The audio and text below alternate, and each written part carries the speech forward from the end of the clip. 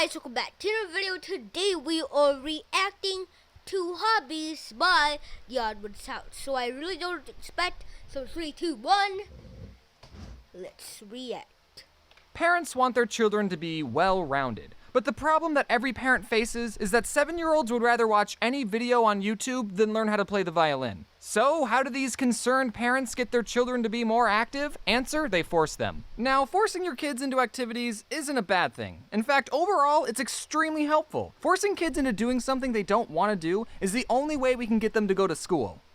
Okay, saying that out loud kinda sounded wrong. Doing extra activities, especially at a young age, not only teaches you important skills, but it also teaches you what your interests are. How are you gonna know if you don't like ballet unless you try it? I've tried it, and now I can say with confidence, ballet is not for me. I'm sure I'm not the only one who's had... Yeah, you can't judge a book by its cover. That's the phrase. I mean, if you haven't tried it, how do you know you don't like it? You know, to deal with parents signing you up for sports, instruments, and more sports. I think when you're really young, you don't realize that you have a choice. Your parents just start taking you to soccer practice every Wednesday and you think, oh, okay, I guess I'm doing this now. But all the activities I was forced into, while I never got invested in any of them, I'm still glad I did them, you know? I forgot how old I was when my mom signed me up for soccer, but I was little enough for the goals to look like this. Oh, that's James when he was a kid. I'm pretty sure. I can't tell you how many games he won or how many goals I scored. It was probably close to 0, because I ultimately didn't care about soccer. The only thing I cared about was getting a treat after every game, because I earned it. I know some kids who really enjoyed playing soccer. I forget which video I mentioned this, but back in the day, there was this kid I knew named Micah. He used to live in the house directly behind mine, and we were on the same Little League soccer team. He was really good at soccer, probably better than I'll ever be, and he still plays to this day. Well, okay, it's been 4 years since I last talked to him, but he was still playing soccer to this 4 years ago. Now, did Micah's parents initially force him into playing soccer? Maybe. Probably, I didn't ask. But if his parents never forced him into it, he would have never known how good he was at the game and how much he enjoyed it. Yeah. But that's enough about Micah. This is my channel. I don't remember how I stopped playing soccer. I just stopped showing up to the practices one year, and then I never played again. And then my mom put me into Boy Scouts, and that was a lot better because it wasn't competitive and camping is awesome, and I made some dumb videos about it.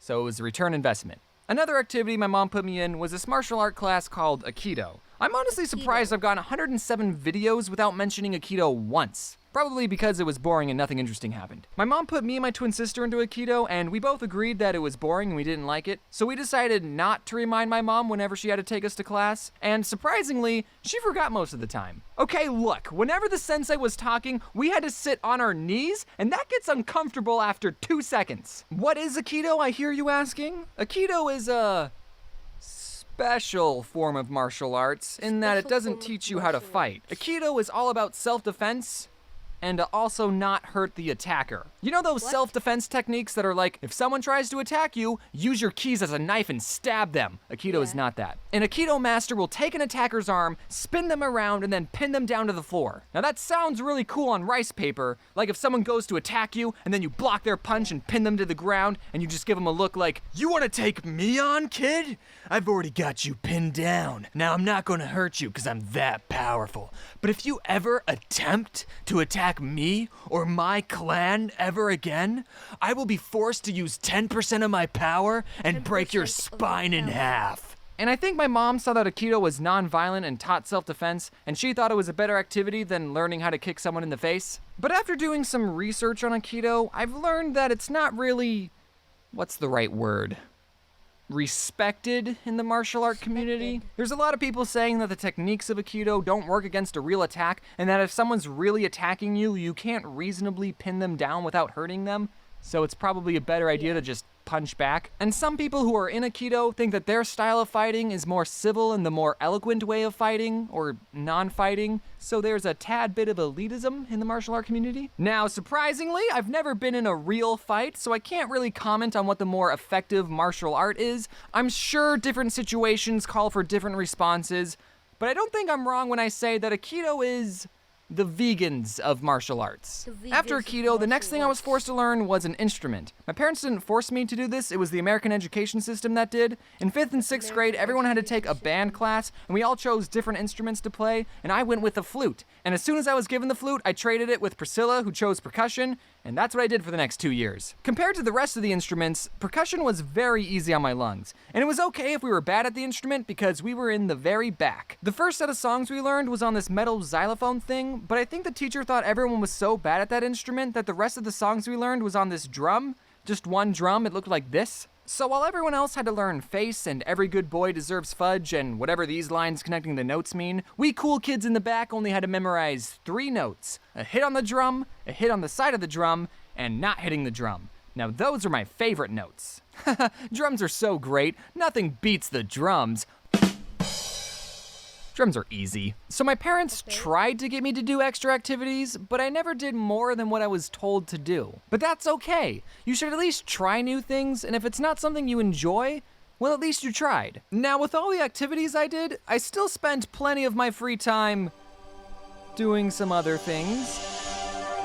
Okay, I played a lot of Neopets and RuneScape, and as much as I enjoyed these games, I would say overall, they didn't make me a more rounded person. Unless you count what they did to my horrible posture. People will spend their free time doing what they enjoy, and entertainment is designed to be entertaining. And while it's good to take some time doing things you enjoy, just like everything in life, it's all about balance. I think there's a very clear and important difference between a hobby and an addiction. If you enjoy playing video games and binging Netflix in your free time, then do that. Keyword being free time. You still need to set time to sleep, work, and socialize, and take showers. If I can smell that you were just binging a show, then that's gotta change. While I was working on this video, I wondered why it was more acceptable to be good at chess than it was World of Warcraft, because at its core, chess and Warcraft are the same thing.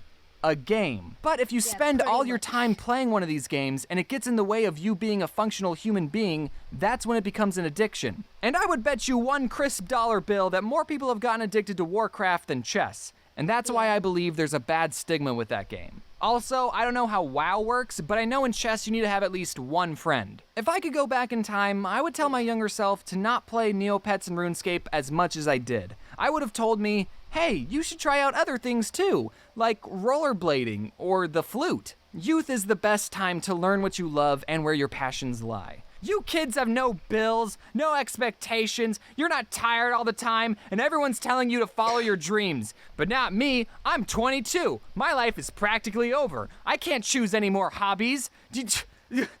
I wasted my childhood.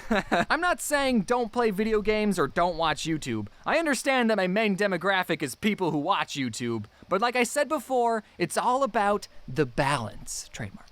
So go out there, try new things, join a club, go on a walk, draw something. I'm biased, but make a comic, write a short story, find a recipe online and cook something, or read a book. Take breaks, yes, but never stop learning. And when you're an adult, you can force your children to learn too. Happy 2019, everyone. How you all doing on your New Year's resolutions? So yeah, guys, thanks for watching, and of course, peace to all the people that have peace. Peace.